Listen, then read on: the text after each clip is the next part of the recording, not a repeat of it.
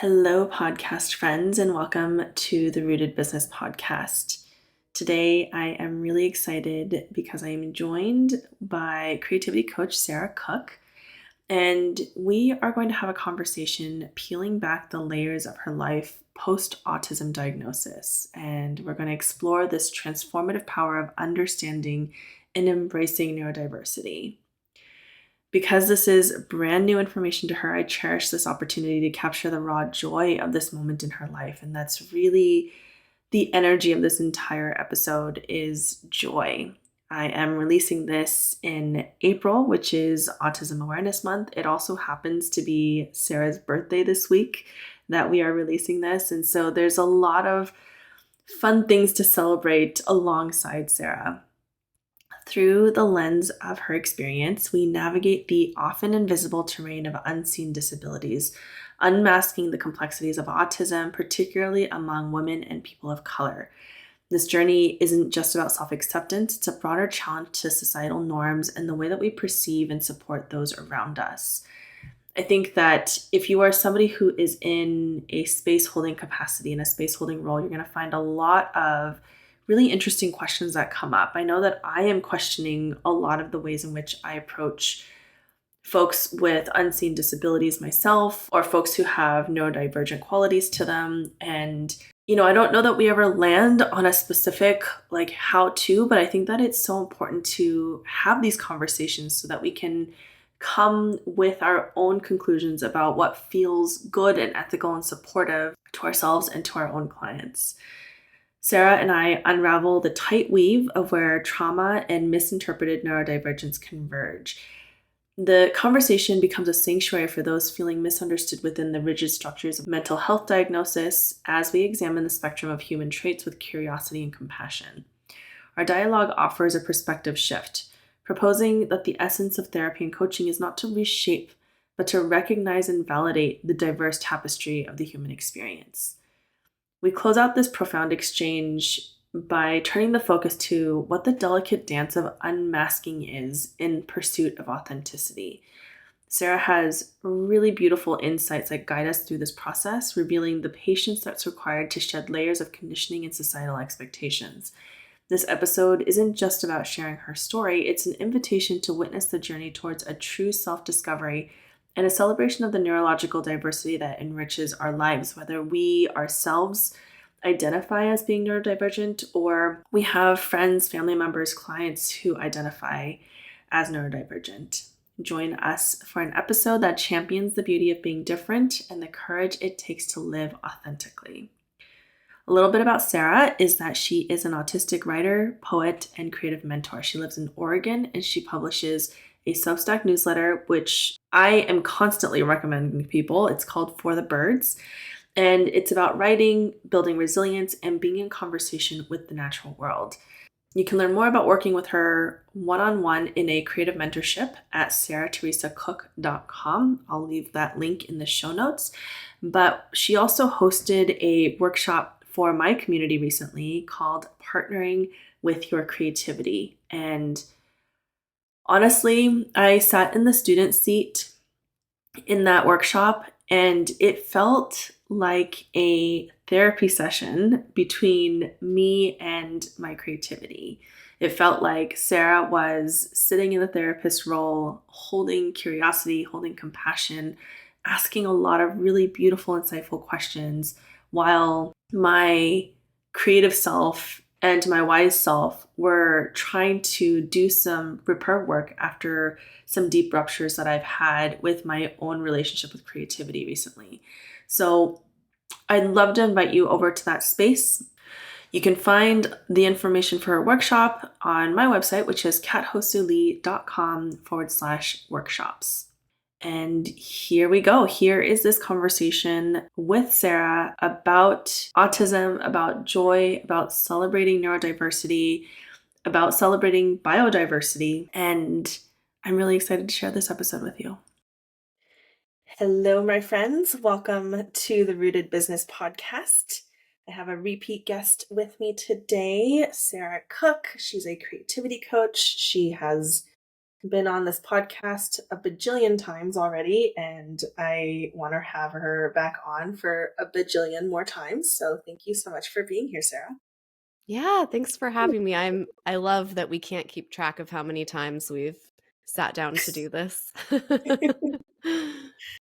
Yeah, but today's conversation is something that is incredibly alive and near and dear to your heart at this very moment. And if I can just be completely honest, I really just wanted to capture the juiciness of this moment because there's something about the same way that you can't fully go back to new love energy and you can't go back to the new beginning energy. I feel like that's where you're at right now, and Mm, I mhm.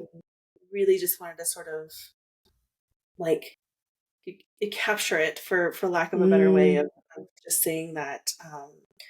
Because yeah, I'll let you lead into the background story, and then I'll set up just a couple of things that I want to hold as intentions for this conversation. So go ahead, take it away. Yeah, that sounds great. Goodness. Well, the short version is this past winter, as a 36-year-old adult woman, I received my autism diagnosis. Um, and I think that like juiciness that you so perfectly described is also part of what I just want to be really frank from the start. Makes me really nervous about having this conversation. Mm, there's so much immediate liberation. I mean, the levels of self-clarity that I've experienced just in the like 3 short months of holding this are mind-blowing. Just, wild amounts of self-clarity, like a greater sense of my authenticity as a person, so many things suddenly making sense about me, right? There's a lot of good things. And I have 36 years of experience of identifying not as an autistic person and now like one short season of identifying in this more truthful way. So it also feels like a strange thing to be talking about because I'm still mm, learning about it and I'm still running into my own internalized weird blocks around what counts, what disability does and doesn't look like, what, especially for me, just the ways that my autism has been so masked, which is so common in women and people of color, right? I'm there's and there's a lot of talk right now about that because historically we think of autism as this thing that we associate with, young white boys who are obsessed with dinosaurs or whatever, right? There's like these very, very specific ways that we expect it to look. And mm, it looks different in different bodies. And especially for women who are mhm, already being conditioned in certain ways to mask and to accommodate and to camouflage and to compensate. And so it's sort of a bigger deal in terms of the landscape of thinking about disability and what gets seen and what doesn't get seen. mm, It's like mm. a big quick summary. Yeah, yeah. Um, and in terms of the intentions of this conversation, I really want to hold the intention of how mm, how can we advocate for and how can we support people who have these sort of unseen disabilities as you speak of. Mm-hmm. And then I've before you shared with me, I've been thinking about, hey, if I am noticing something in a client as a coach or as a mentor, and I am seeing this pattern that may potentially be, CPTSD or ADHD or autism or whatever, pick your flavor of the DSM-5. What is my Mm-hmm. responsibility as a coach and a mentor to support that person? How can I support that person? And, I think that, your introduction into this already feels really celebratory. And I also Mm-hmm. just want to name that that's not always the case for people. And Mm-hmm. so, how do we navigate those waters with as much understanding and nuance? And um, the word sovereignty keeps coming to mind as you and I have been in conversation about this. Mm-hmm. So, these are big, big questions. I don't expect us to like come up with any sort of like definitive like handbook on what to do, but I think that even just having the conversation and framing it in this way and really sort of talking about something that I think that people are, I've most of my clients are coaches, and like there's always this feeling of like I don't want to do any more harm to the Mm-hmm. people who are coming into my space because they're already coming in with, overactive nervous systems and all this trauma and all this story. And so like that rule of like first do no harm, and how do we delicately play within those like moral and societal and cultural and individual structures, I think is like I feel like that's a lot to try to cover in a conversation, but I trust us, and I trust you know um just the way that we flow is something Yeah. that I'm really excited to just learn more about. Yeah. Yeah, absolutely. I'm equally energized and intimidated by everything you just said. Cause yeah, that feeling of like, how do we avoid re-traumatization? How do we also like be good stewards and good observers and be attentive of our clients, which I think is like really what this business of coaching is, and holding that space. And I mean, I come back and again and again to like, we're never going to go wrong with a trauma informed perspective, right? Because that is a perspective that sets us up to be, I think, both deeply and compassionately curious about our clients, but also always from this perspective of knowing like what we're seeing is just a part of what's there. So Mm, I think always remembering, which is not to discount that we might be seeing things that are indicating that there's something there, but yeah, always remembering that we're even with people we're really close with, right? That we know on intimate levels, we're never seeing the full picture. And mhm, so remembering that, I think there's something about that I think is so important as coaches, especially when there's this other, I see this other messaging often in the coaching space that if you're a good coach, you tell it like it is, and you sort of like, you don't beat around the bush. And I always, I mean, I guess to just say what I mean bluntly, like I'm not convinced that you can be a trauma informed practitioner if you subscribe to that belief, because that belief depends on you assuming that you're seeing everything and that you can be really confident about another mhm. person's experience. It's just like, so we need all of this like more spaciousness, and it's not in competition with our authority. Yeah, yeah, It's about the kind of space we hold for people. yeah. Which leads me to ask you if you feel comfortable sharing, because I was so moved Mm, by how your therapist approached this conversation.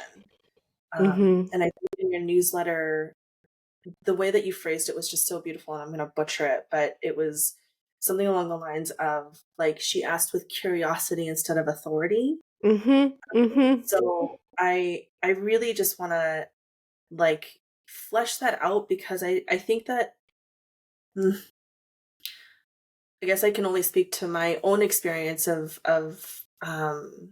my brother having gone through like Mm, the mental health and institution world back in that would have been early 2000s, and seeing a very, very, very different culture and dynamic. I think that you hit the nail on the head with those two words of authority versus curiosity. And mm-hmm. yeah, I'd love to hear that story just so that Yeah. people can have context for even just like stepping into the diagnosis, and how that can be a stewardship process as well, for any therapists who are listening out Yeah. Yeah, absolutely. And I'm really happy to speak to this transparently, and I just, maybe I want to start by saying I've been in and out of therapy my whole life. My youngest experiences with it were because of some trauma that had happened when I was young. I was actually mandated to be in therapy. So from the start, I had an impression of it that was not consensual, right? That was Mm. frustrating, that was limiting, that was like against my will. Um, I can still kind of remember the first therapist I ever worked with. I was 13 and it was not positive. And then I ended up transitioning to a new one. And I ended up working with someone who I really liked and who did help me at that time. And then, to be honest, I don't really remember how it ended, but as I became an adult, I've been I've been in and out of therapy, um, and have kind of seen a pattern repeat, which is for a long time, starting when I was very young, I have always thought I had OCD. I have reasons for thinking that. It's also in my family. But this thing would happen, and it happened again and again, multiple times. I would go to a therapist because my concerns and my symptoms and the things that I was struggling with had built up. And I would go to a therapist and we'd talk. And very, very quickly, the person would tell me, I don't think you have OCD. And there Mm. was always this flavor of them seeming to think I was doing better than I was telling them I was. Right. I think this is where we Mm. start to get into some of that really yucky, sticky territory of like, well, I seem high functioning, quote unquote, which really just means like I can participate in heteronormative culture and capitalism well enough to seem like I'm okay, right? Like, I mean, really, that's what that means, right? Like my needs are more internal and less immediately visible, perhaps, than other people with OCD that they've talked to. So, they would sort of tell me, "Oh, I think you're fine," in a matter of words. And it would just be really clear that whether I saw them for a few sessions or maybe a few months, it wasn't going anywhere. Mhm. So then I'd stop seeing them for a while, I'd continue on with my life, and then the pattern would repeat. So I attempted to find a therapist multiple times throughout my adult life, including last year. I had a different therapist I was working with before my current one. And I just kept coming back because the only framework that I had was, something's going on with me. I think it's OCD, right? I kept bringing that same thing to my therapist, and that's just how they responded to me, with just looking at that one thing. My current therapist, when I brought that to her, she did also say pretty early on, I'm not seeing things that are looking like OCD. I'm not hearing you describe things that sound like OCD to me. But why don't we be curious about what is going on? That was the first thing. Before autism was even on the table, was just someone who was willing to see, oh, this person thinks they are experiencing something that is really hard and that is ongoing. And I don't think it's what they think they're experiencing, but that still means there's something happening, right? There was Yeah. still something happening. And the fact that it took so many therapists for someone to just be willing to like see that, even if my framework for it or my assumed diagnosis for it was wrong, it's like she was able to see over that Mm. and just wanted to be more curious. I had never had a therapist be so curious about me before. I Mm. cannot tell you how much of a gift that was, how good it felt to have someone be genuinely curious and to care more about what I think I'm experiencing, whether I'm right or wrong about what it is. That's just like the first thing. And I want like that piece is so huge, right? Mhm. Mhm. Mhm. I think the first thing I would just want to like highlight in this um, is by having curiosity instead of dismissing your potential story. Like to me, like the mindset of that therapist is already in a different place than the other therapist that you had experienced Mhm. because I think this is the old outdated way of looking at patterns like autism and ADHD and OCD even and things like that where because it is off of the norm, that means that it is something that is wrong and something that is diseased and something that needs to be fixed. Mm-hmm. Versus the way that your therapist approached it is, this isn't something that is wrong. Let's get curious about it, you know? Mm-hmm. And Mm-hmm. already that feels like such a big exhale. And I think that if we can sort of just like, frame that,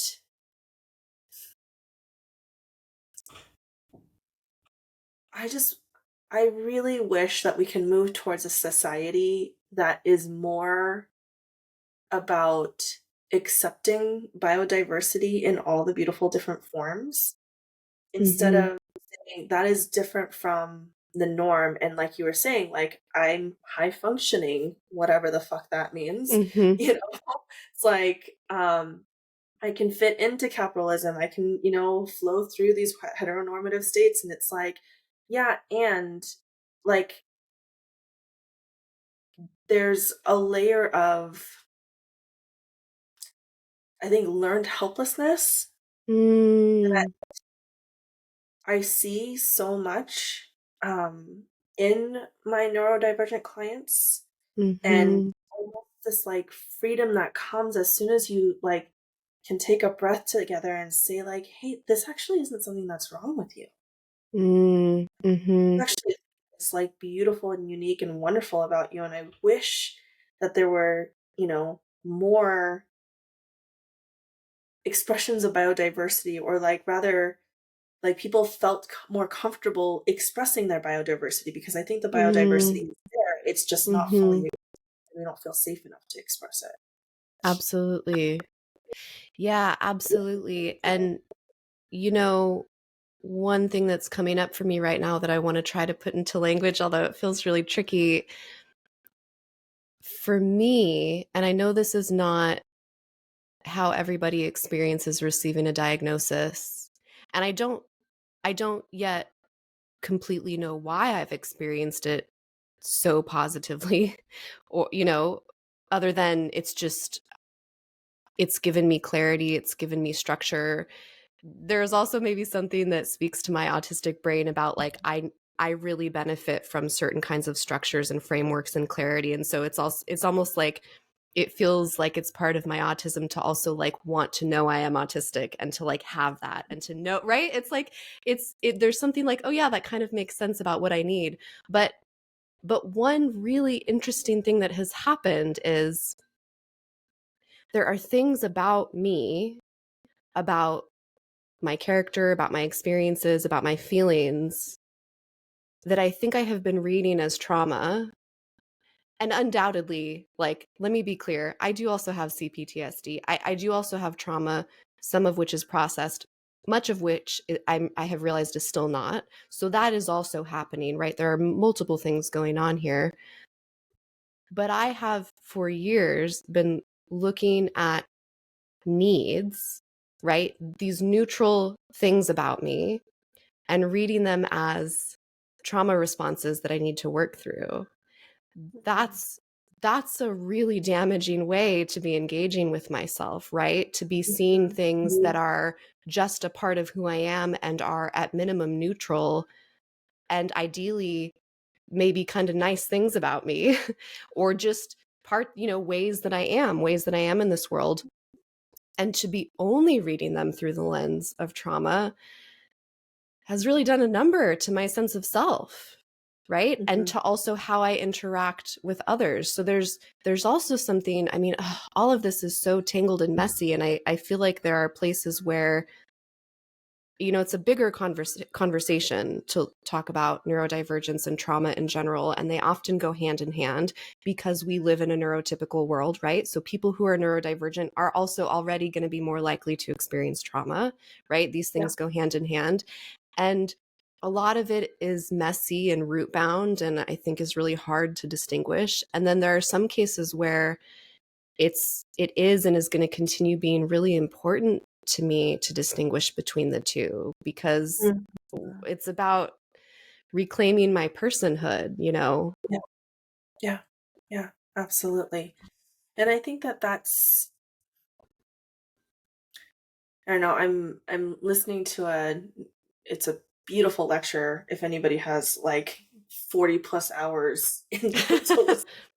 But I'm listening to Robert Sapolsky, who's a beautiful, beautiful writer and researcher, and he many years ago, I think almost a decade ago, he put up his entire like lecture series on the Yale YouTube website.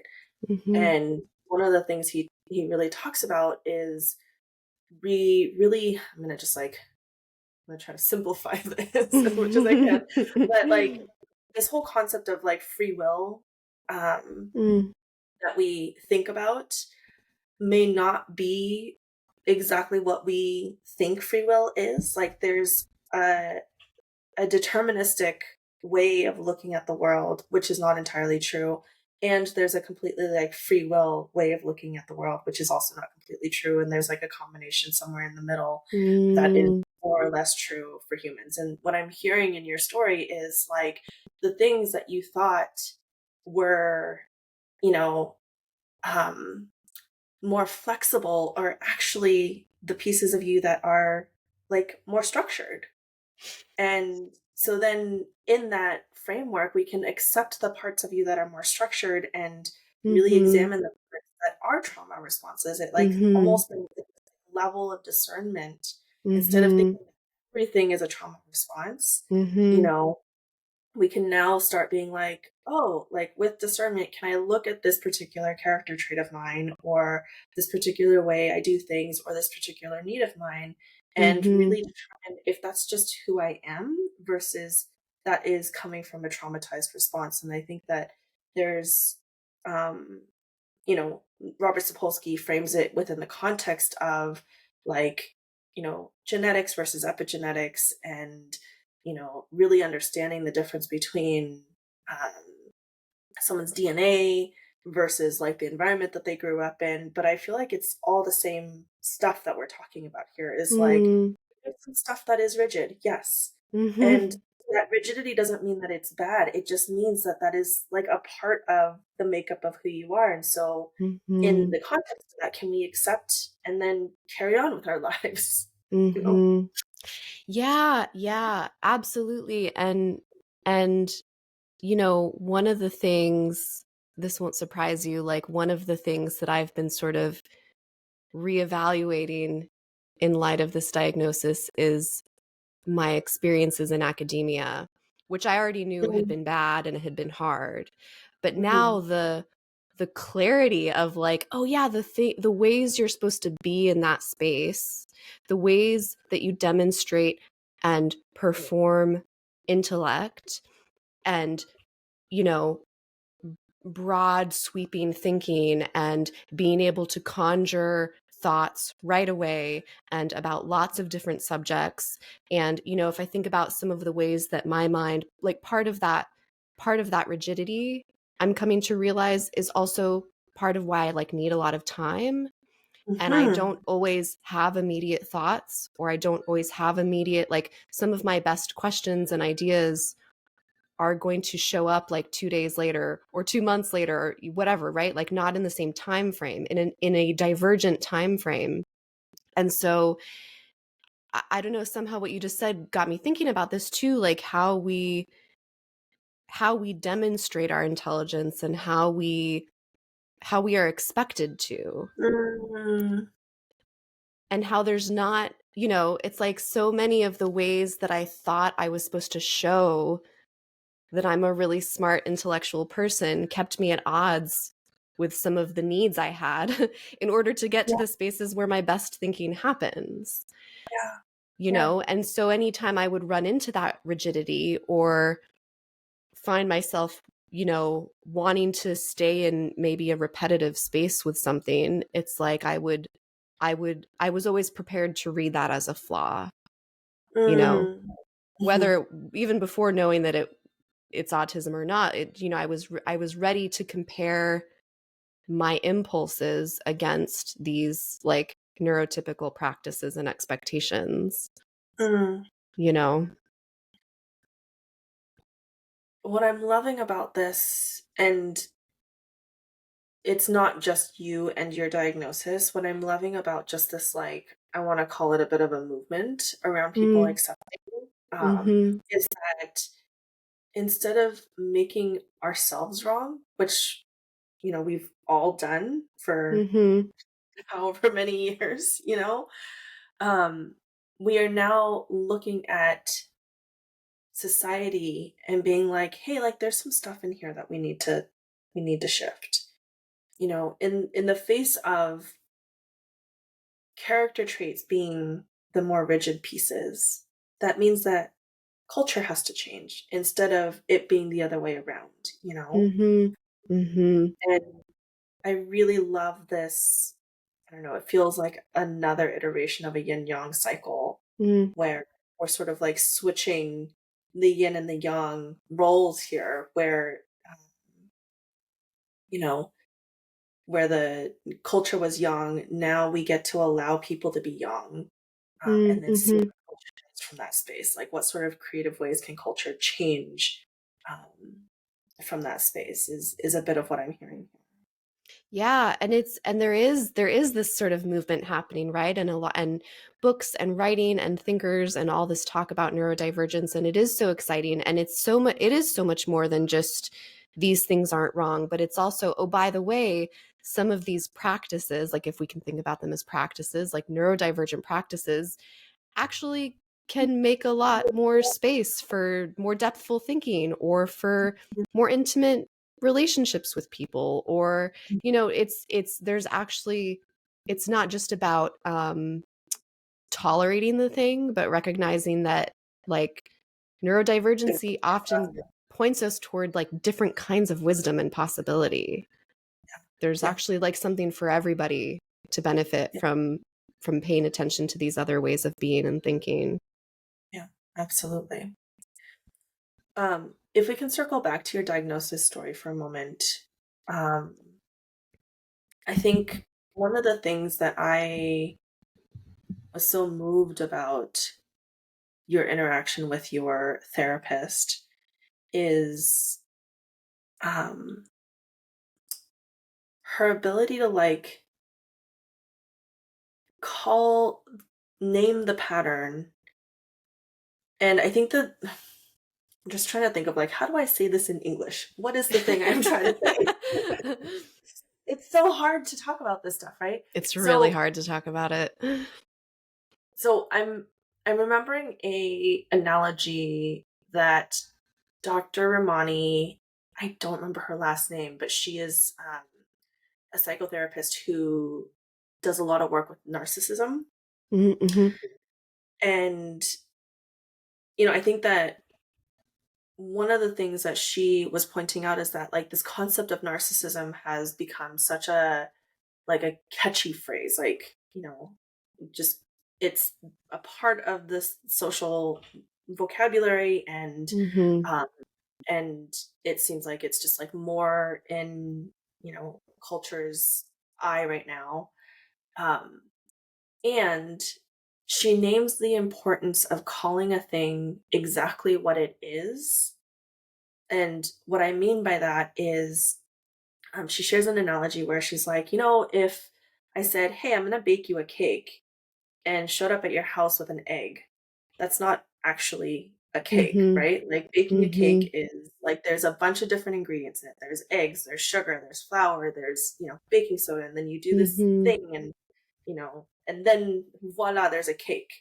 And she's mhm, like we need to be really careful when it comes to diagnoses, where we're not just like cherry picking a character trait or like mm, one sign or mhm, symptom from that mhm, list of things that shows up in the DSM and then labeling that as narcissism. It's like, yeah, mm. your ex-boyfriend might be selfish, but that doesn't necessarily mean that they're narcissistic. And, I think that that is the beautiful nuance that your therapist brought in, is instead of being like throwing the baby out with the bathwater, it was more of like, okay, so you're telling me that you are a cake. Let's figure out what flavor of cake you are. Mm. You know? So yeah, Yeah, that's such an important skill to have, for the yeah. therapist that we ask to hold us. Yeah. I mean, and I'm realizing too, like I hate that the what my therapist has offered me and the way that she is helping me look at mental health, mental illness, which autism is not mental illness, but looking at like mental health in general, the full scope of it, right? I hate that it's radical, right? I hate that like the things that she's offering me and the perspectives we're using are so radical. She we have talked about in one of our sessions that mental health is this spectrum, and we could Mhm. sit and look through the DSM and find qualities of most diagnoses that we relate to, right? We all have these different facets of ourselves, these different parts. We're not like, it's not like some of us are all good and then some of us are not. It's like, we're all the things. You can think of it as like with astrology. It's like my sun and moon are in Taurus. I'm very Taurus, but I have all the signs in me, right? I have all the aspects. It's like all of these things are spectrums, which is such an important word, right? Autism, we know, is a spectrum. One word I've been thinking a lot lately is social psychologist Devin Price, who is the amazing author of the book Unmasking Autism, which has been just like a Bible for me through this process. It's been such an important book to read, but he describes it. He actually talks about how a spectrum is maybe the wrong word because it makes this sound like it's still a linear thing when it's actually a constellation. It's like Mm, this intersecting of all of these things. And so I think also that's what I hear you talking about. That's what I think is I think we're talking about it when we're talking about trauma informed care, when we're talking about context, right? It's like recognizing that we're all these little constellations and we are the way we are for so many complex reasons. And to really want to show compassion to each other, which is also to understand each other, it involves needing to be willing to understand a lot of context. mhm, mhm. Yeah. I think just putting myself into the shoes of some of our listeners here, and also just, a space that I'm really trying to like understand and be mindful of and be as ethical as possible in this realm is the overlap between the roles of a coach and a therapist are becoming a lot more overlaid these days.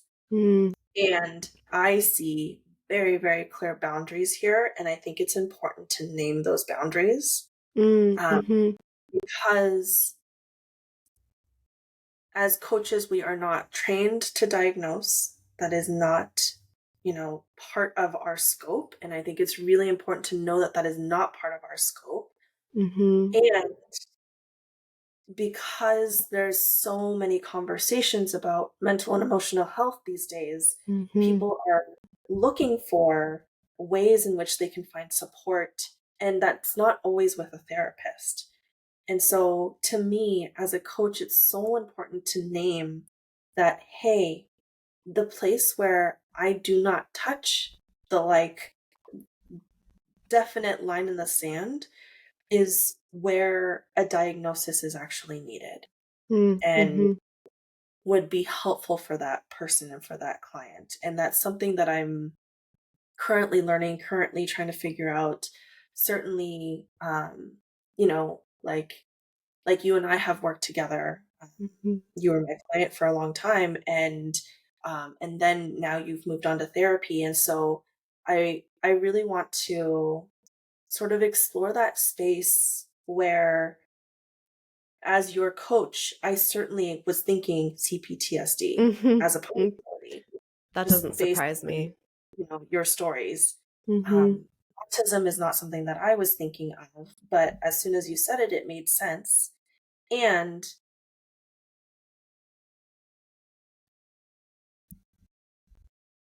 because I want to be the best possible coach slash mentor that I can be, mhm, I'm curious if there's anything that like I could have done differently before mm, you had met your therapist that would have felt really supportive.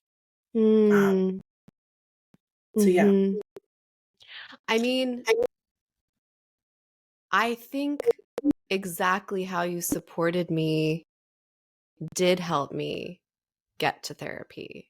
I mean, Mm, just to talk about something like really personal, like you and I talked about my Babadook, right? This relationship I have with a certain part of me and my nervousness, and I won't get into too much detail, but like that Babadook has now shown up in therapy, right? Like you did sort of, I think, by being again trauma informed and holding the right space for me, you allowed things to surface, both that surfaced in real time between you and I, and also just things that got shaken up that are now surfacing in therapy. And that had nothing to do with you being able to know or not know or spot or diagnose. It had to do with you being curious and open, right? mm, I'm actually realizing it does come back to those two words that I wrote about with my diagnosis. It's and that you're picking up on. It's the distinction between authority and curiosity. I think so often, especially for coaches and maybe for any person who is in a role where there is this inherent power dynamic, and part of what you're offering, we have this sense that it depends on our skills and our expertise, and so we can assume that means I think that's what's driving a coach when they're saying I'm a good coach and I tell it like it is, right? There's this sense of wanting to be like, my authority is concrete and it's valuable, and that's why you're paying me, and you're going to get a thing that you don't have. But like, often what I need more than a thing that I don't have is like a certain kind of space and a certain kind of enthusiasm from someone, right? Someone who's enthusiastic about me and curious about me and can hold a space that I can really enter a little bit more fully. And that's where mm, I think we can maybe release ourselves from feeling like we need to be able to spot the thing. It's more about listening and being curious. I think that's what will invite the things. It doesn't matter if we know what they are or not, you know? yeah, yeah. I mean, I think it's something that like I I mean, maybe I should get this tattooed on my body somewhere, but like I really think of like safety is the medicine. It doesn't Mm, matter mhm, what kind of tool or technique that you're using. You could be a Reiki practitioner, you could be an acupuncturist, you could be a massage therapist, a somatic healer. Like there's so many fucking different flavors of tools out there. I don't mhm, really know all what I do because it's like a mishmash toolbox of things that I've picked up along the way. But I think that when we, as coaches and as mentors and as therapists, um, can point our compass towards safety, mm, like people come up with all sorts of fucking creative solutions, you mhm, know? And like the reason why they're not able to think their way or feel their way through a particular challenge or block is because they feel on some level there's some sort of threat happening, you mhm, know? It happened with me this morning. I'm working with a dear friend of mine who is a horse trainer, and um, Coco, I love him to pieces, and he's got some behavioral things that as he gets older are going to actually be dangerous for me. mm, Gets into my space and he doesn't really respect my boundaries, and like, the list of how close he wants to be to me is uncomfortable to me. And so she noticed like, hey, how's your body right now? And that gave me a sense of being able to be like, oh, actually, he's coming to look for me in my space because my body, like my spirit has left my body already because I feel so threatened by his presence. mm, Um, mhm, then it was like, okay, so her question was like, how do you want to get back in your body? And so it's like, okay, like give me a moment and I'm going to breathe into it and anchor and root down because I know how to do that. And, it gave me an opportunity to find my own sense of safety. And I think that that's really what a good coach or service provider does is like, hey, like can you create a safe enough space that people can find their own sovereignty and agency and make their choices from that place. mm, mm, And that's really what I'm hearing in your story with your therapist, and I'm really glad that I got to mhm, be one of those people on that journey for you. mhm. um, but like I think we fucking overcomplicate things, like Yeah, and I think we like I'm glad you're bringing this word safety into the conversation, and I'm just thinking about how like, oh, there's nothing for me, and I say this as a person who is very neurodivergent, possibly also has a mental illness. I don't know yet, right? There's my therapist and I are getting clearer on the other details now that we have this base framework, right? There's trauma we're processing and all these things, right? So I'm a complex and unique person. But from my experience, there's like nothing that feels safer and nicer to me than somebody who is not just willing to look over at my reality, but is willing to like enter my reality with me and to like Mm. be in that space with me.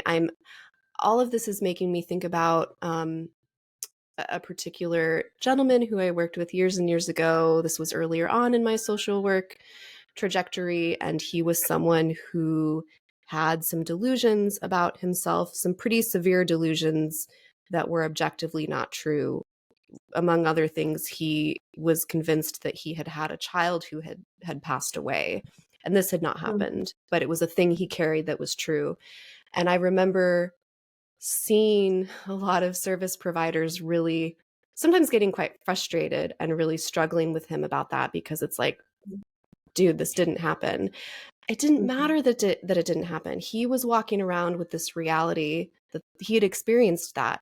He felt grief, he felt frustration, he felt all the things that might accompany such an experience. And if I wanted to even for a moment try to meet him where he was at, like you can't get there through this thing of, but I'm right, this didn't happen. Like being Mm. right or wrong stops mattering. It's about like, what is that person's experience of themselves? That has to matter more than like what is right or wrong, Mm. right? As a space holder, it's like when we're talking about meeting the person where they're at, Mhm. that has to be, yeah, being willing to sort of like greet that person where their reality is, even if you feel an edge between your experience of reality and theirs. Mhm. There's something Mhm. about being willing to go to that space. Yeah. My heart is breaking a little bit right now because um I had sort of like alluded to the fact that my brother went through like the mental health system at a young Mm-hmm. age. He was probably I want to say 13-ish when he first like he went through multiple rounds of suicide attempts. He went through bouts of depression. And one of the things that came up for him, um, one of the stories that he was holding on to is he said that my mom pulled him out of the car once and broke his arm. Mm-hmm. And I remember at that time, you know, my the therapist who was working with him, relayed this as a potential for like having to call, child protective services Mm-hmm. and, you know, was going off of what my brother had said to her. And of course, I put myself into my parents' shoes and they're on the defensive because they're like, that never happened. If it was true, then there would be x-ray. We would have taken him to the hospital. And it became this whole thing between the therapist and my parents, kind of arguing about what the truth was, because that was what the therapist thought was advocating for my brother. Mm-hmm. Um, and then the therapist was saying things like, well, you wouldn't, if there was abuse happening, there might not have been a hospital visit. And my parents would be like, well, then wouldn't there have been some sort of like physical abnormality if we didn't get him medical care? And it was just this whole thing. Mm-hmm. And I just remember at that time, like, being like, maybe my mom pulled him out of the car in a way that was really frightening to him. Mm-hmm. Maybe that got seared into his memory in a way that like was really scary for a 4-year-old or a 5-year-old, you Mm-hmm. know. Um and maybe the only way that he could actually express how scary that was by creatively coming up with this story that his arm was broken, because it wouldn't Mhm. have been like a big enough thing to just say like you hurt me, or that was really scary, or I felt really sort of like scared about your frustration. Like there were so many like possibilities that that could have been, Mhm. you know, that didn't necessarily have to be based in truth. It could have been based in like an emotional reality for Mm. him. Mhm. And and that's kind of what I'm hearing in what you're sharing is like there could be an emotional landscape that we are not able to fully explore with people because we're so focused on the facts of like, did Mhm. this happen? You know? Mhm. Um, I hear this a lot talking to people about rape as well, is when they start Mhm. questioning whether or not they were raped or not. It's like, okay, so, you know, do we need to abide by these strict sort of definitions of these things? Or can we really explore what that emotional signature that left on you was, regardless of Mm. what we label it as, you know? And Mhm. I think that people feel like they aren't allowed to talk about these big hurts and these big emotional things that happen in their lives without calling it a thing and labeling it as a thing. And I don't think that Mhm. that's necessarily true. Like, as a coach, I feel like it's my responsibility. I won't put this on anybody else, but I think it's my responsibility to like get down on the like level where you're like examining all the bugs and the like Mhm. rocks and the tiny plants that are coming up on the ground. Like, if that's where you're at, like I want to get down there with you and like look at Mhm. the world with you instead of like Mm. looking at the world from the top view and being like, we have to start labeling these rocks and these, you know, Mhm. and categorizing these things that are happening. It's like, no, like let's just get down on the ground and like look at this stuff together. Mhm. Yeah, and I think And that's where maybe our sense of confidence as coaches, as service providers needs an update, because I do think we need to reach for authority and knowingness and certainty, and that's the sort of neurotypical source of our confidence, right? And it feels threatening to not know, or to be a little more open and be a little less focused on like mastering something and instead cultivating curiosity, right? Or just all these things we're talking about. I think if you have a certain definition of confidence, they can feel sort of threatening to you. Mhm. And I Yeah. think, but I think it's a I think it's a really thin and ungenerous way to think about confidence. And then I think it also limits the kind of space you can hold for other people, and the places you can go, and the things that might surface, the things you can be curious about, and even also reaching some of those layers that are a little bit more internal, or a little bit less obvious, or a little less apparent, right? Mhm. Mhm. I think the one thing that I do hold as an authority when I'm with a client, though, is this feeling of like, I trust you. And in that moment where you don't trust yourself, like, I'm going to hold that trust for you. I think Mm. to me, there's like, I feel like I do have to take on like a little bit of an authoritative role when I hold that message, because oftentimes when people are just like down in the middle of their story, like Mm. they just lose Mhm. that self agency and trust. And Mm. to me, if I step in on one side of authority and say, "Hey, I see that you feel um like a bit shaky about your self-trust. Let me come in here and like Mm. I'll Mhm. be the thing that you trust and let me tell you what to do." Like that's one aspect of authority, and that's not at all how I think this community works. Mm. But I think that I do find it important to hold the authority of like, "Hey, in this moment you don't trust yourself. Can we name that? And in this moment, while you can't trust yourself, I'm gonna hold that trust for you. Mm, And I feel like mhm. that's an important way to hold authority if there's a way that we can sort of like spin authority in a positive light. Yeah, it's all I'm just sort of like processing what you're saying, and I'm almost like we need a better word, because you're right. I hear what you're saying, that it is this kind of thing that like you're not going to set down, and Mhm. you're holding on to it even when you see the other person not holding on to it, right? I mean, it's not about, it's also, again, it's less about setting down my reality and picking up the other person's reality. It's more about finding the edge where they meet, and like Mm, holding space from there. There's always going to be an edge. There's always going to be mhm. an edge. And that's Yeah, radical empathy, right? It's like there's always going to be an edge where even someone who seems to be moving through this world in a way that is fundamentally in opposition to how I'm moving through this world, there's always going to be a place where we could meet if we both wanted to. And yeah, so it's more about finding that edge. yeah. And I think that like the reason why I use the word authority is like it's one of the only times when I coach where I feel like I do have to implement a bit of like hierarchy.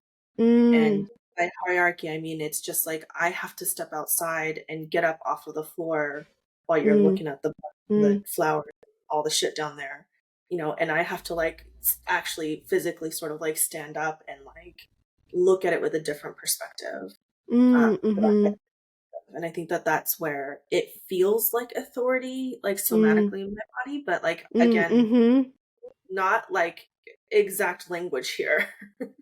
Yeah, it gave me this feeling when you said it just now of like, oh, you're willing to hold a loving and firm boundary in a way. Like it Mhm. feels like a holding, like a Mm, night, like a security almost. mhm, mhm. Yeah. I'm curious, um, because I think that different people have different responses to receiving a diagnosis. Mm, Um, mhm, and you and I have talked like on a personal level about this, but like, I probably, if somebody were to, do a full thorough examination on me, I probably would be diagnosed with ADHD. mm, mhm, And I don't find that label particularly helpful and useful, which is why I, mm, work more with coaches rather than with therapists. mm, mhm, Um, I'm curious about this, like the celebration mm. that you are feeling. Yeah, I'm curious And about it too. I feel It's that in one other person, I'll say that like my brother's wife also received an autism diagnosis later in life. And she had a very similar experience of like, I feel like it explains a lot and gives me permission to be who I am. And, you know, like I remember my parents being so confused as to like, why is she so excited about this thing?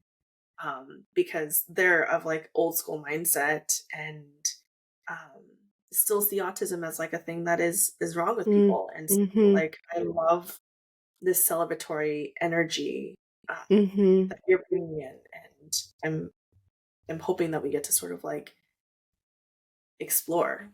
Yeah, yeah, no, I want to explore it too, because I am just as befuddled by it, to be honest. All those times I thought that I had OCD, which I still don't really know if I have or don't have it. Never, thinking that I had it never gave me clarity or made me feel like, celebratory or um more deeply inside myself than when I didn't think I had it.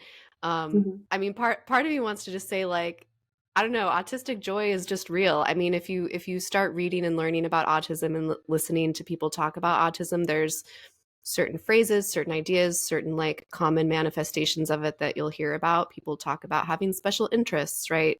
This idea that autistic brains are tend to be very monotropic, tend to get Mm-hmm. hyper-focused on things, tend to care a lot about the things that we care about and not care as much about things we don't care about. There's a kind of like a burstiness and an enthusiasm. And there's a lot of talk about autistic joy. There's a kind of, there's an experience of enthusiasm that you can have for the things that bring you joy, that just, there's a part of me that's just like, I don't know, it's real, that it's just great, it's cool to be autistic. I don't know, I just, there's something about that that feels meaningful to name. There's also, you know, part of why I'm also curious about this is because I've known so many people for whom diagnoses are not celebratory, and and they can be even limiting.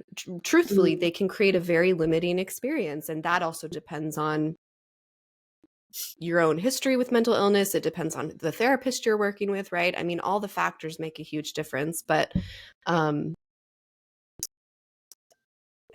I don't know.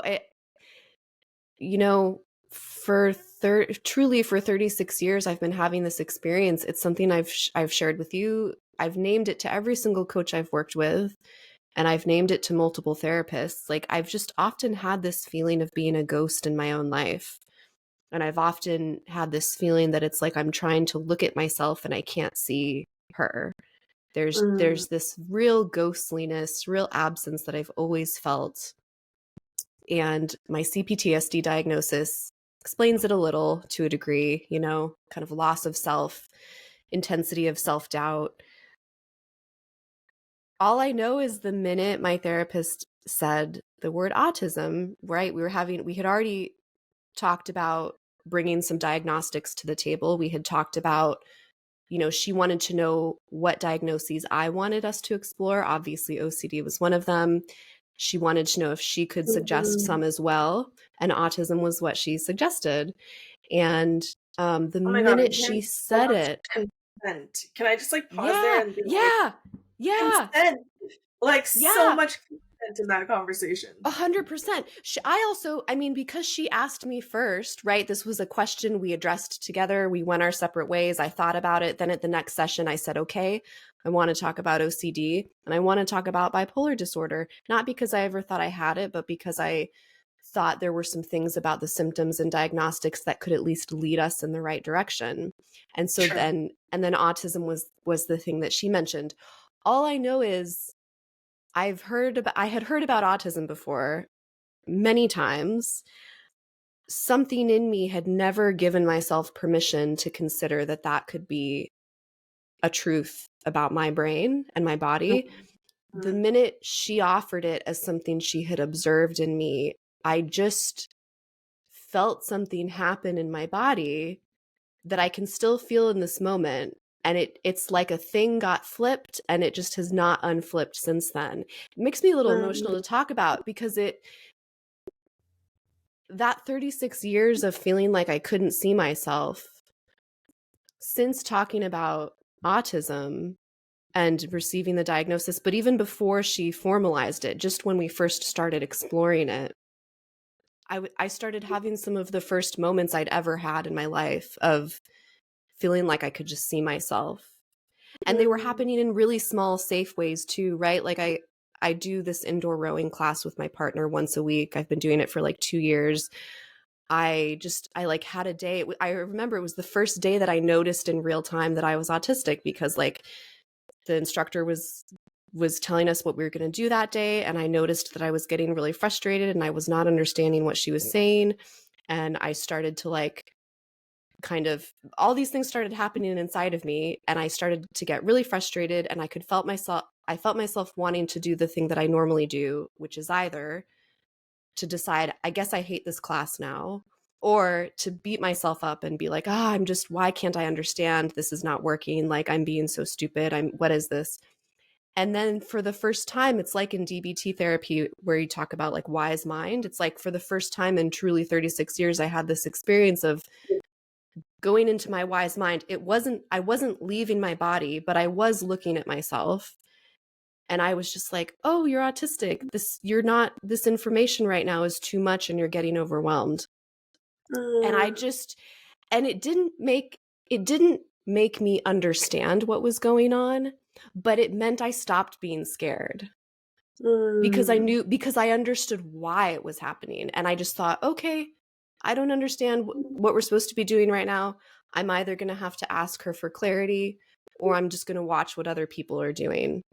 And I just watched what other people were doing, and it wasn't perfect because I still didn't understand, but I just saw the way that, like, oh, in certain situations with certain information, I glitch and I don't know how to read it. And so I read it either aggressively toward myself or toward other people. And it just, I don't even know if I'm doing a good job explaining it, but it just made so much sense. And then the next day I had therapy and I told her about this, and I just cried and cried. And I just like I just knew from that moment on, like, there's no, if there's any part of me that doubted that I'm autistic, like, the clarity it has given me.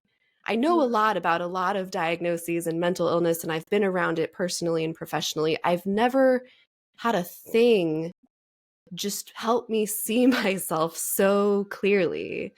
Like, mm, that to me is like proof that it's real, right? If there's any part of my brain that's still like, is this really, I'm autistic? It's like, no, it's, I can feel it from the inside out that it's yeah, real. And I yeah, think that's where there's just, it's just so fucking nice. It's just so nice to, like, see myself more clearly in real time. And yeah. that's where the celebration is coming from. Like, that, Mm, it's so scary, I think, and so hard to just go so long not understanding. Forget about, like, fixing things, because there are some things I want to address and some skills and strategies that I would like to be learning to help me be in certain spaces. But, like, I don't even, that'll come with time. The thing mhm, that is so nice to have is just to, like, have a better understanding of why I experience the things that I experience, because I've mhm, never understood until now. mhm. And it's just, it just feels so good, and I want to celebrate it. Yeah. Oh, I love that. Um, I think this is me getting down on the ground level with you. Um, what I'm hearing in your story is, with my clients, I like to use this like analogy of, you know, who are all the parts on your school bus, and Mhm. who's driving the school bus. And um and oftentimes we talk about that in terms of like, okay, so there's a 5-year-old who's tantruming, and like, do we really want the 5-year-old to be driving the school bus in this moment, right? And Mhm. what I'm hearing is that, like, you being such an observant person, like, who all of your inner people are who like ride this school bus with you. And there's been this like little tiny one who has like been hiding in the like back corner of the school bus because she never thought that like anyone would ever see her. And like, I can imagine how hollow that must have felt, because you're like taking roll call with all the little parts of you and being Mhm. like, I feel like there's someone missing here. I don't know who Mhm. it is, but I feel like there's someone missing. And Mhm. receiving that diagnosis was almost like inviting her to like sit in the school bus with everybody else and Mhm. telling her that Mhm. she's like welcome. And now you get to Mhm. like dialogue with her. Like, that's really what I'm hearing in the like wise self, who was like, like, you're having a hard time really processing this because you're autistic, right? Mhm. Like, that doesn't mean Mhm. there's anything wrong with you or that there's something like that we need to fix. It's just, this is hard to process. Mhm. And you get to, you know, a lot of the stuff that we do is about like parenting our inner children. It's like, this little one never got to be parented. And Mhm. now you have an opportunity, because you're now able to like name her as being a part of this constellation of beings on the school bus with you. Mhm.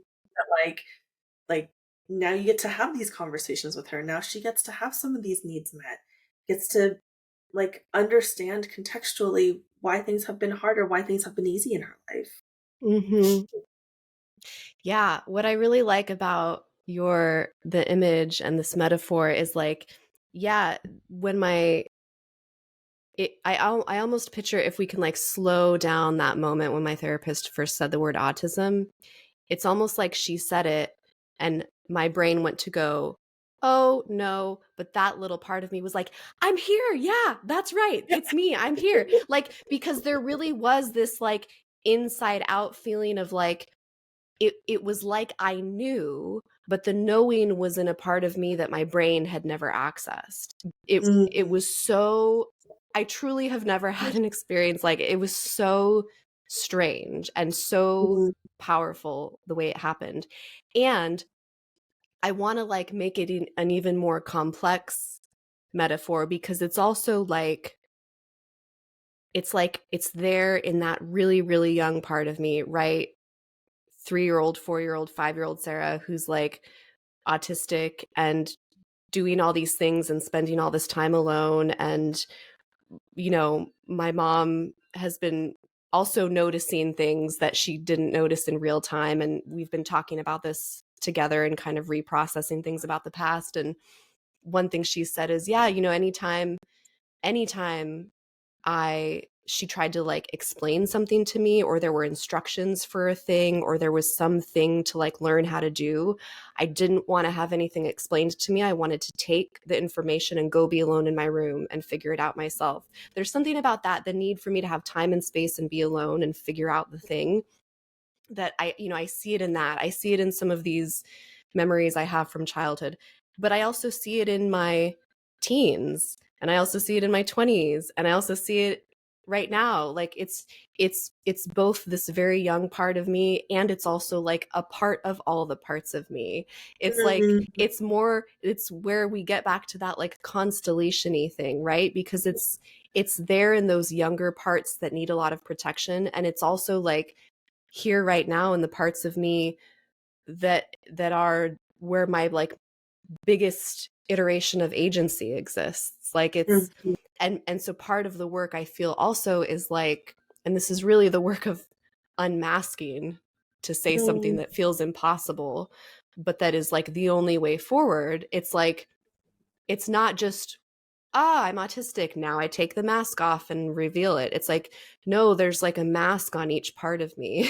It's going to be Mhm. like slow, depthful work. Like I don't even know what it looks like to begin living a more unmasked life. I think the only thing I know is that it starts with just giving myself the time and space to notice how things affect me and to notice my needs in the most inclusive way possible. I think it's just going to start with a lot of noticing, which fortunately Yeah. I'm really good at. Now that I have this framework, I can begin that, but it's sort of like every single kid on that bus also has a mask on in some way, and now I need to help them all take them off. Mhm. Mhm. I want to sit in the learner seat for a moment. Mm. Um, I've become obsessed with words lately. And, I think that's partially your doing, Sarah. Yay. But can you describe to me and like almost like define for me what unmasking is? Mm. What a question. Yeah, I mean, so the idea in general is that for some autistic people, in particularly for, as I said, women and people of color, people who are not, do not readily belong to the dominant type of person who gets to move more easily through our modern culture, right? Like cis white man. Um, for many of us who belong to, a more marginalized community, we learn usually very early on to mask our autism. So and you can see right away, you can even hear in the language the way this can sort of mimic and go hand in hand with a lot of like gendered conditioning, right? Like Yeah. learning to be a submissive woman, learning to people please, fawning, right? When I think about like my masking, I think about all the fawning I've done in my life. Yeah. So there's this idea that for some of us, our autism got masked very early on. And some of the so there's these like three words that get talked about a lot: masking, compensation, and camouflaging. I don't know that I can do a really proper job explaining like the nuanced differences between the two, but they are all, I mean, you can hear in the language, right? Camouflaging the self, compensating for things that you don't have, and masking to sort of hide what's there. They're all tactics for safety, right? I mean, it comes back to that. They're tactics for a safety that is dependent on hiding a part of what you are and who you are and how you are, and blending in, and really enacting a kind of neurotypicality, even if it is against my will, my need, Mm. what feels best to me. Mm-hmm. So, if we can think about like cut to me being in that, grad school academic classroom, and me, trying to hide the fact that I didn't always know what was going on, or trying to not let people know when I'm not understanding something, or trying to pretend I'm not someone who needs the amount of time that I need, or even in social settings, right? To learn how to navigate social settings, to learn how to make eye contact, to learn how to sort of, blend in as a non-autistic person, um, for a sense of safety, and for Mm-hmm. not having your difference or your divergence noticed, Mm-hmm. Mm-hmm. right? Mm-hmm. So it's, and masking, I mean, it's such a funny and strange word, because again, it sounds like, oh, you just take the mask off, right? But when you've been wearing it for so long, when you've been doing these things for so long, it starts to feel like a little more complicated to Of course. figure out how to get to the edge of that thing and start peeling it away and get to like an authentic sense of who I am. For me, it's about really wanting to find the place in me and the practices and the ways of being that feel most authentic. And that is also different than a lot of the things that I'm used to enacting. And so there's a lot of strangeness there. I think one of the things I wrote in that essay when I sort of like announced my diagnosis was that it doesn't just feel like I need to take a mask off. It feels like I'm part of the thing that needs to be taken off. It's like very, very like loopy and strange, you Mm-hmm. know? I I'm just like noticing this like surgical precision that one would have to do to like enact in order to like be really clear about like what part of me is the mask and what part of me is actually me. Mm-hmm. And what I love about your story is that there's not this like rush to do Mm, this. Like there's almost like this feeling of like, hey, when that snakeskin is ready to shed, it's gonna be ready.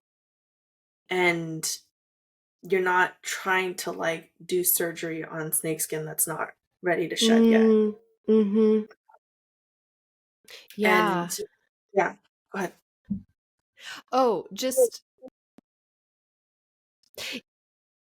yeah, I think you're right. And I think part of why I have that resolve is because of the relationship I have with writing. Mm, I think that's one thing that I've realized. I mean, I've loved writing my whole life, and I started writing when I was really, really young. And what I have what I have come to realize post diagnosis is that writing was like the first thing I loved to do, but it was also my earliest coping mechanism. writing, I mean, all those years I talked about, feeling like I was a ghost in my whole life. Well, the one Mm, place I didn't feel that was on the page. I've never mm, felt that on the page. I've always had a clear sense of self. I've always been able to go to the page and sort of like find me. And that doesn't mean, I mean, it's a very different experience than feeling like I have a sense of self in the 3D world, right? Like that feels important too. And I have a lot of curiosity about how to cultivate more of that. But I think having this place, which for me happens to be creativity and specifically the page, where I can sort of feel predominantly unmasked, is also, it's a real like orienting thing for me. and mm, and for a long time, I mean, I think I shared this in our like Slack community. For a long time, even though I've always had a positive relationship with my writing, I did see all of this that I'm describing right now for a long time as a kind of failure of my ability to be a person.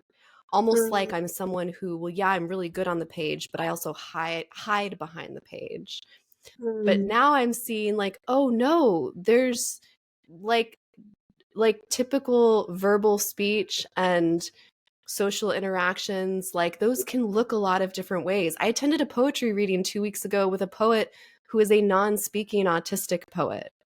She does mm, not speak verbally. She speaks through her iPad. That's how she expresses herself. And it was one of the most amazing, brilliant, moving experiences I've ever had. Like, so the page or whatever medium we use to express ourselves, like that can look necessarily so different for so many people and so many bodies. And so I'm also, that there's a lot of things shifting and deepening with that too that feel like a really important part of how I'm able to even cope with this.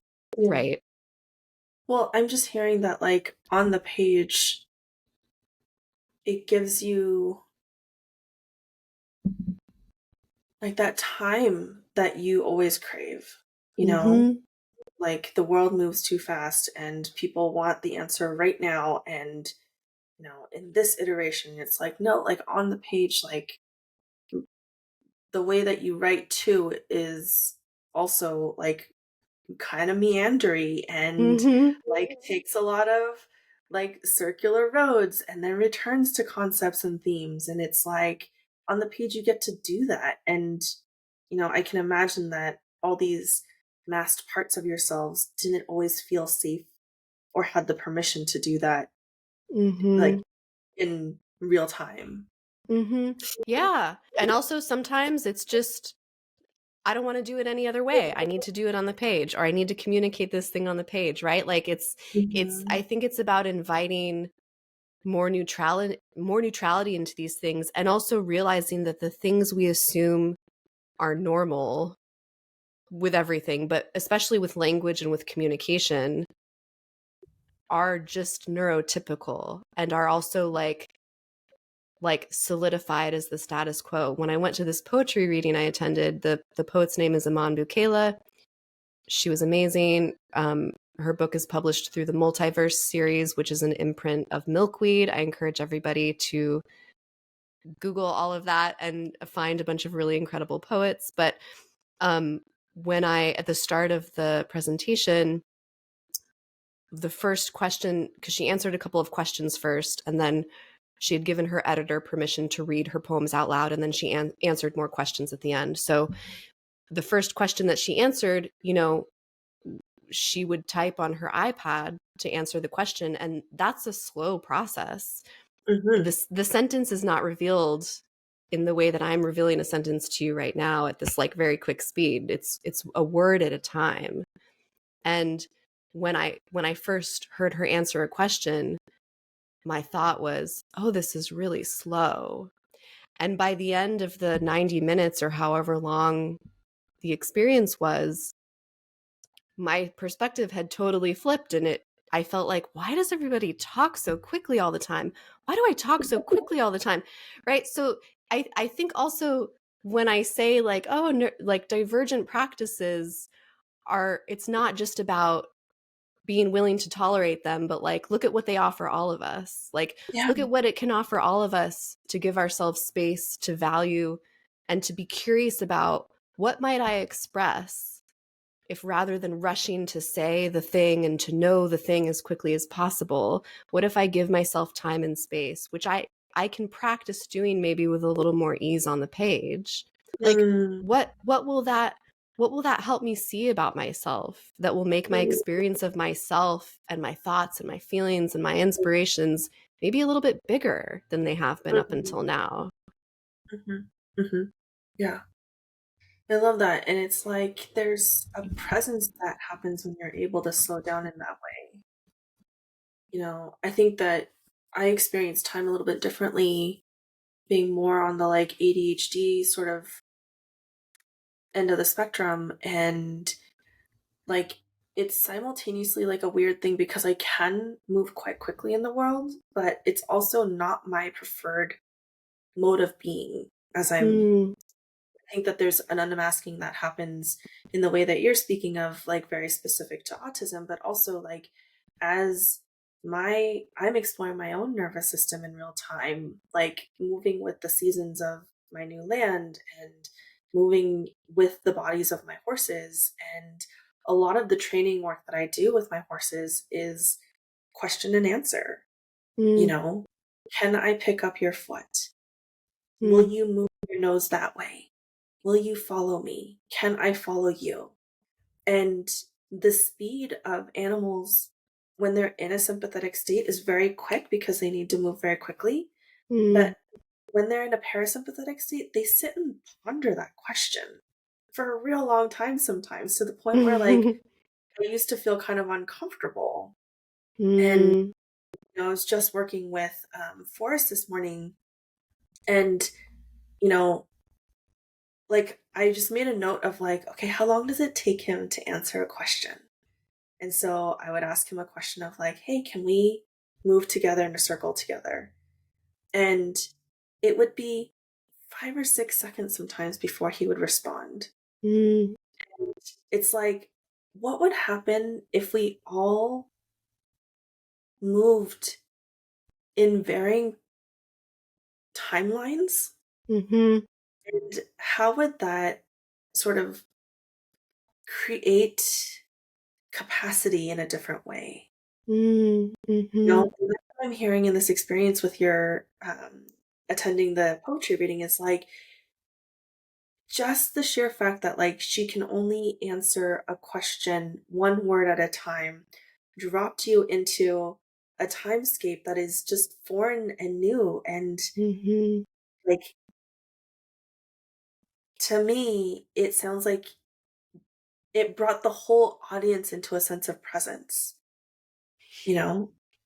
And that's really what I get when I slow down with my horses is it's like, oh, mm, like let me mhm, move at your speed. Like let me not rush you, you know? mhm, And I can see that they're thinking the whole time. Like the same mhm, way that you're talking about like word after word after word after word. I'm like, mhm, oh, like Forrest is processing. He's blinking. He's, chewing. He's like literally like chewing on whether he wants to do this thing that I've asked him to do or not.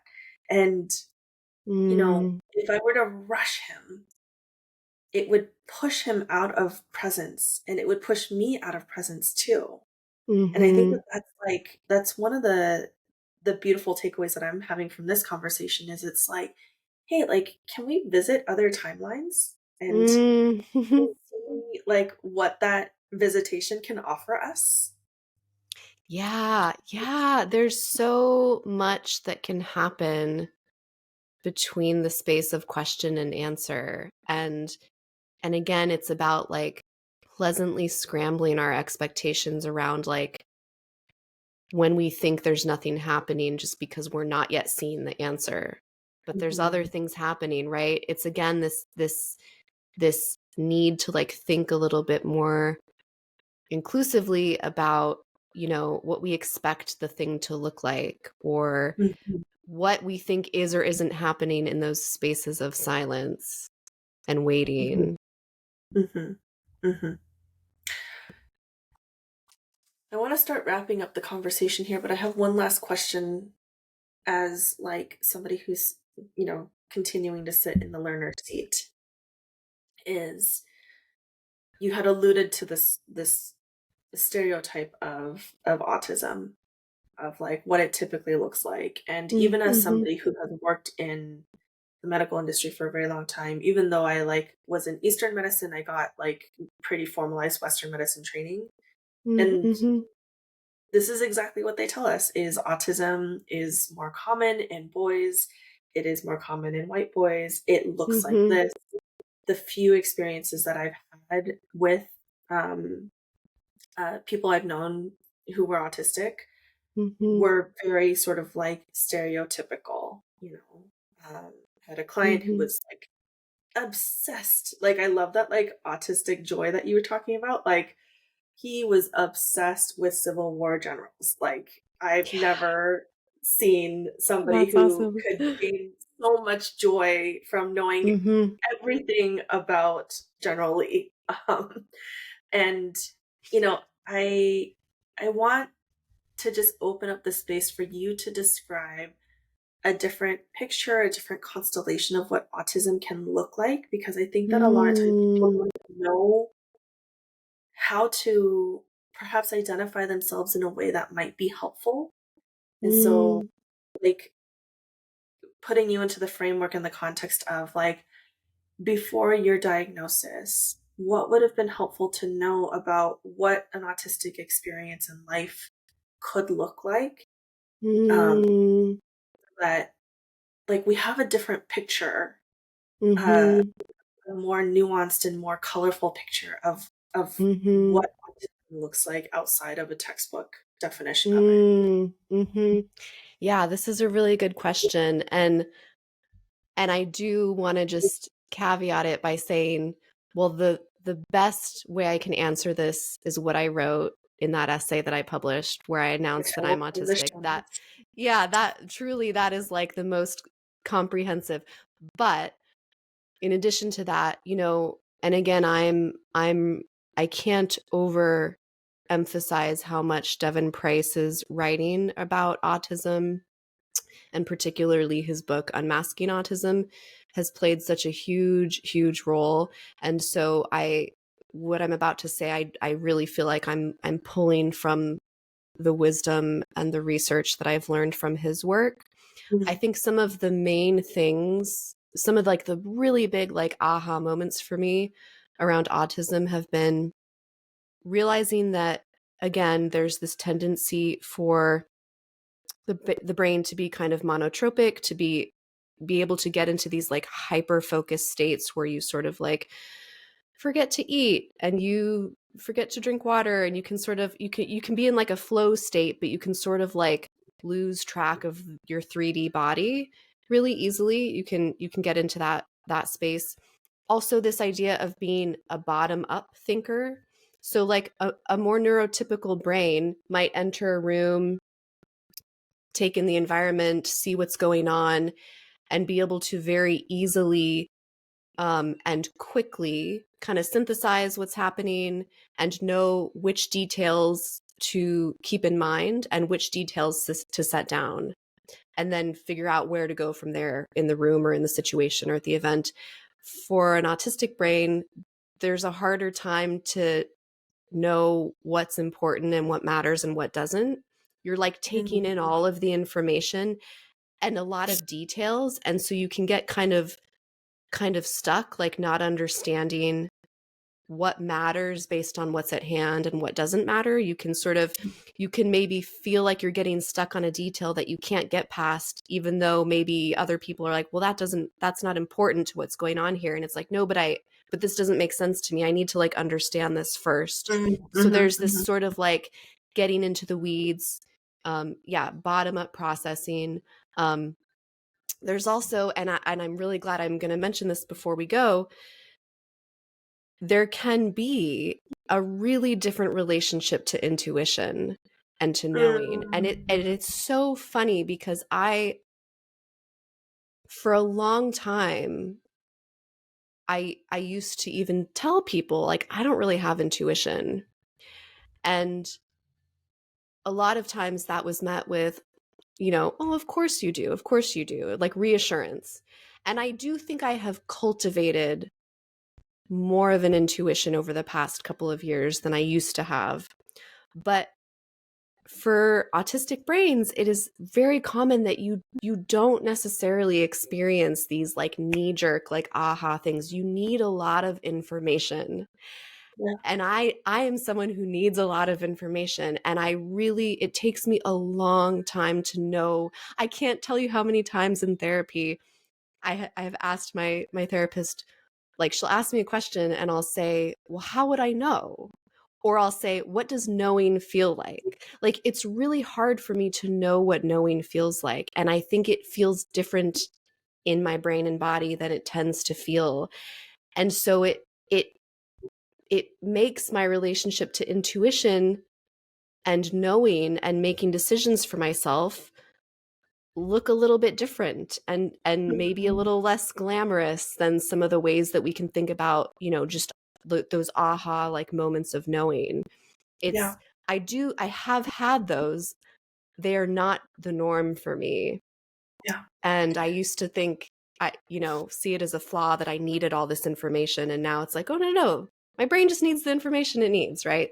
It's Yeah. another Yeah. shift.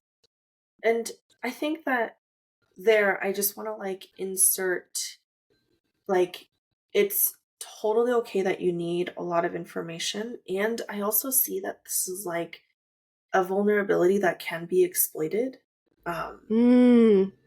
because in that, like, again, like I'm just going to use the horse analogy in that Mhm. pause where Mhm. like the forest is trying to decide, do I want to, do the thing that Kat is asking me?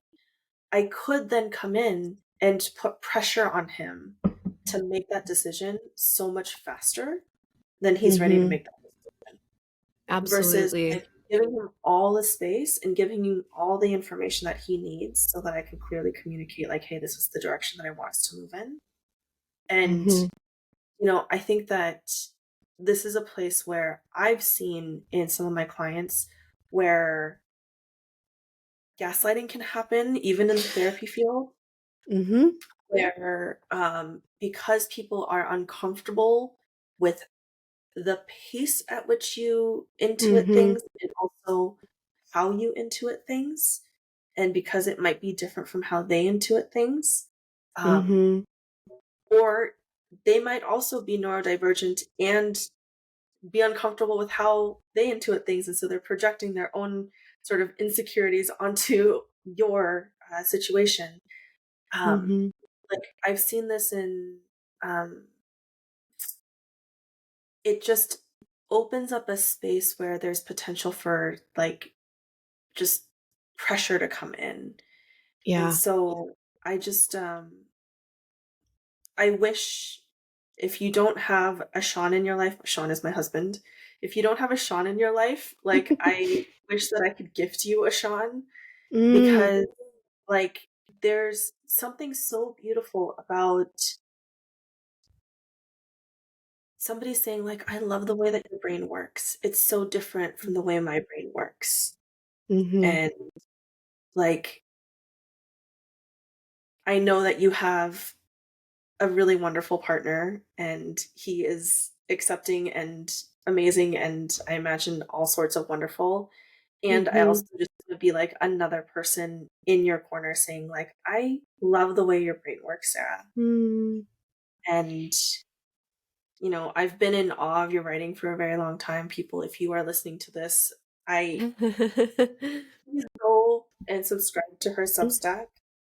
Um, and flow in the juicy timeline of somebody who's got a different than yours. Um, quite honestly, like I see your emails come through and they typically tend to be a bit longer. And Mhm. so I will flag it and come back to it when I know that I have a moment. And to me, like that's such a Mm. gift to be able to Mm. like bring a bit of presence in my life, like the same way that you were just sharing about the reading. It's like you bring that into my life as well through the Substack Mm. because it's like, oh, like I really actually do want to prioritize this and I want to hear what what Sarah has to say. And I can't just consume this while I'm, you know, standing in line at the grocery store the way that I could, just flip through an Instagram post. Mm-hmm. It asks me to slow down. Mm. So yeah, thank you so much for you and your work. Aw. I thank you. I really appreciate that reflection. And I appreciate too you naming the vulnerability. Yeah, I think folks who are neurodivergent in general, and certainly for a lot of autistic folks, there's like an impressionability that can also happen that can lead to that gaslighting. I've certainly been in situations like that where I was bypassing a need and being pressured, and it's like bad things can happen. I've encountered in multiple things I've read really devastating statistics about like the overlap between people who are autistic and who find themselves easily like drawn into cults. Like there's a kind of like Mhm. impressionability that makes you really vulnerable, and yes, it can be exploited. And to loop that back to this like wonderful reflection you just gave, I feel like it's been a journey for me to also like just be mindful of like wanting to protect the way I think and write, and not wanting to let my writing become something that is easier for people to digest, even if that would make it more successful, or help me move in the direction of like neurotypical success, which is like trying to go viral or something, right? Like I don't think any of my essays are going to go viral anytime soon, and I'm very much learning to be okay with that, because I value the thing that is preventing me from having that kind of success. So Mhm. thank Mhm. you for that reflection. Yeah. Yeah, please don't change the way that you write. I think it's exactly, like, it's something that we talk about in BAM is like, hey, like, you show up as you and your people are going to find you. Like, Mm-hmm. that's, and I get really excited to think about like, hey, like, what happens when Sarah starts unmasking all these parts of her? Mm-hmm. I think that you've lived your life as authentically as you could up until this point. So it's like, we're all doing our best with the information that we have. Totally. And a key piece of information that I imagine is just going to help you deepen into relationship with self, relationship with your work. And yeah, I get excited to see what's on the horizon for you. Me too. Me Hmm. too. Thanks, Hmm. Kat. Mm. Well, I'll put all those resources down in the show notes. This is going to be a hefty show note load, so we'll click through those pieces. And please let us know how we can find you in the internet world if people don't want to like just click through all the show notes. Yeah. My website, sarahtheresacook.com. So Sarah does have an H at the end. Teresa does not have an H. All my stuff is linked on my website, but you can also go straight to my Substack at sarahcook.substack.com. Those are the two main places I show up, and all the good things are there. Yay! Alrighty. Well, thanks for having this conversation with me, and I'll see you Mm, soon. thanks, Kat. Mhm. I hope you enjoyed that episode as much as I did having the conversation with Sarah. I want to just acknowledge the bravery that it takes for somebody to come on and share her story in that way, and to be an open book that we can all learn from, with, alongside. And how proud I am that I get to have these conversations with you on this podcast. I honestly, the podcast is something that never has felt like work. It's always felt like a gift to have these deep and meaningful conversations and to share them with the world. And so I'm really just so grateful that you're there on the other side of the microphone listening in. And please know that any messages in terms of like what's working, what's resonating, all that stuff is always welcome. I listen to and read every every piece of message that I get about the podcast. So you're always welcome to email me, hello@kathosuli.com, or DM me on Instagram. I also want to pop in and say that if you loved Sarah, like I love Sarah, and want to learn a little bit more from her, I had her come and teach a workshop called Partnering with Your Creativity for my BAM community. It's not specific to spiritual entrepreneurs, though. It's really just for anybody who is wanting to cultivate a deeper relationship with their creativity. And I'll say that what came up for me, and I shared this at the beginning of the episode, but what came up for me is that it felt like a relationship therapy session between me and my creativity. And I am somebody who has actually exploited my creativity. Early on in my work as an entrepreneur, I was a calligraphy artist. And as I was sitting and working through the journaling prompts that Sarah was sharing, I realized that creativity has been in this state of mistrust because I had exploited her in the past, because I had asked her to overwork and overproduce and be perfect and to always produce this like very tangible result at the end, that my creativity was feeling kind of resentful and stifled. And where I landed is this place where I am looking with presence towards creativity and seeing actually how forgiving and patient she has been with me. And yes, that all came through from a 2-hour workshop with Sarah. So I've put that recording up for purchase on my website, kathosuli.com/workshops. And, I think that for anyone, even though you might not be able to join in on the conversation in real time, the really beautiful insights that folks brought into that space and the beautiful journaling prompts that Sarah brings, and quite honestly, the presence that she holds goes beyond just the live experience. So want to send you over there, kathosuli.com/mentorship.